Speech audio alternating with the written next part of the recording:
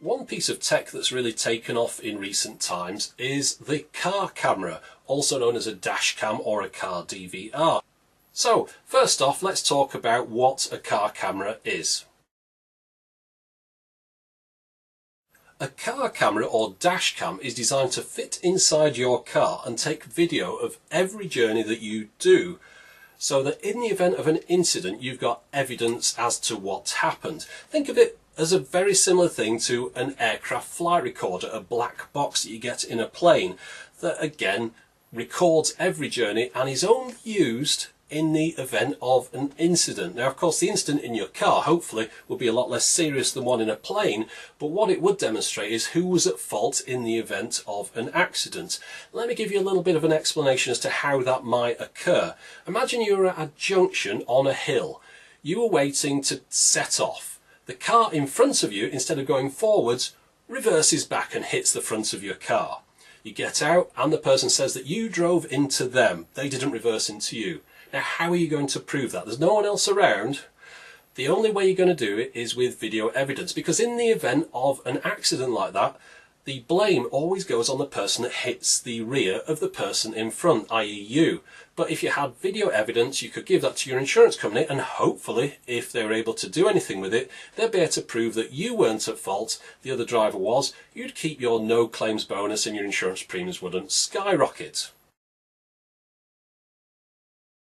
There's a few features that should be common to all-purpose built car cameras.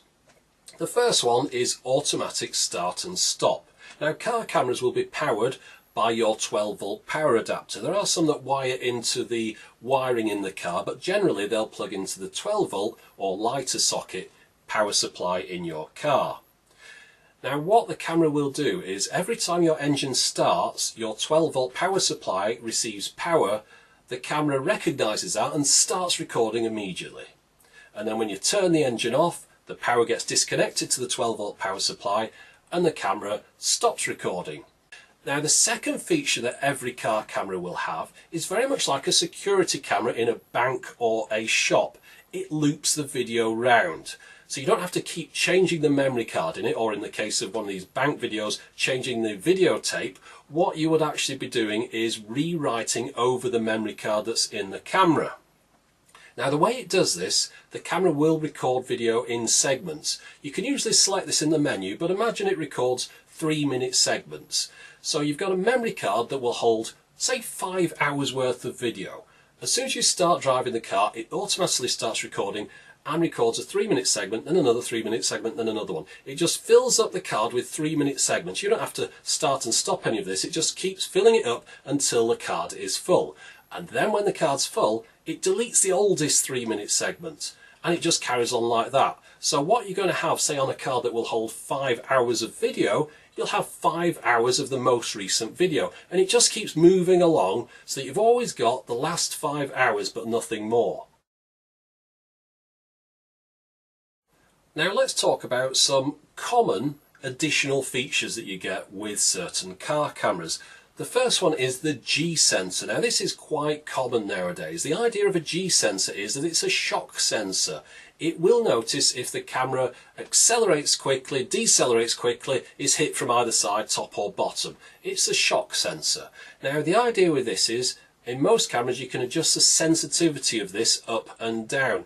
But the concept is that if the camera is involved in some kind of sudden movement, the video file that's recording at the moment will be locked. And by locked I mean it will put a flag on it, which means that it can't be overwritten. So your rest of your card will be overwritten, but this particular file will be saved, usually in a different folder or with a different naming format somewhere on the memory card. Now the concept of this is, of course, if you're in a crash and there's a video being recorded, you're not going to lose that footage. GPS is becoming quite a common feature on car cameras. I'll tell you how it works though. The idea is that the camera has got a GPS receiver in it, and it's able to determine whereabouts it is and also therefore how far it's travelled in a set period of time, and it's able to put a speed indicator overlaid on the video, so you can either use to have kilometers per hour or miles per hour down at the bottom corner of your video. And then when you get back home, if you want, you can put the memory card into your computer, and quite often on the memory card itself will be a program to enable you to look back at the video and put the maps side by side with the video, so you can see where you were at the time the video was recorded. So just to finish off, a couple of little pointers about car cameras, things I haven't mentioned so far. First off, I always try and get a car camera that's got an H.264 video codec. If this means nothing to you, don't worry about it. It's just the way the video is recorded onto the memory card. So if you can get an H.264 camera, you know it's a bit more modern, it's got better chips in it, and therefore theoretically, if everything's accurate, it should be a better quality car camera. Always format the card inside the camera. There'll be a menu in the camera to enable you to do that, because when you format the card in the camera, it puts the card in the correct format for the camera, but also it quite often copies across information onto the memory card, such as the map playback program and different folders. So you don't want to just get a card, format it in your computer and stick it in the camera. You've got to format it in the camera for it to work properly.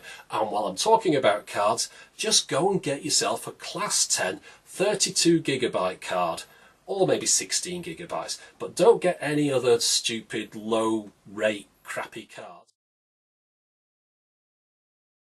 Now, one thing to consider is how many cameras you want in your car. It might seem like overkill having more than one, but when you think about it, quite a lot of accidents are probably going to happen with someone either hitting you from the side or from the rear, and a forward-facing camera wouldn't get any footage of that.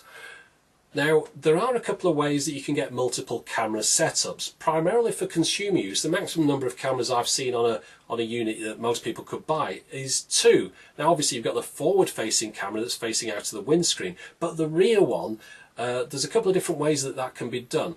One way is on a wire, and it can be put in your rear window and video everything that's going on behind the car. Another way is the front unit, the camera unit that's in your front windscreen, can have a camera on it that's facing back into the car. What this is useful for is somebody like a taxi driver who wants evidence as to what was going on in his car, what he was doing at the time of an accident. But also, I had a taxi driver get in touch with me recently. He wanted evidence of what was going on inside his car, because there'd been allegations against other taxi drivers of assault and all sorts of things that they hadn't done at all. But if they had a video evidence of the time and the date and who was in the car and what was going on, then that would have been ideal for him. So looking down my bullet point checklist here, I think that's everything that I wanted to say. So hopefully now my future car camera dashcam video reviews can be a little bit shorter and more to the point. So for the moment, thanks for watching.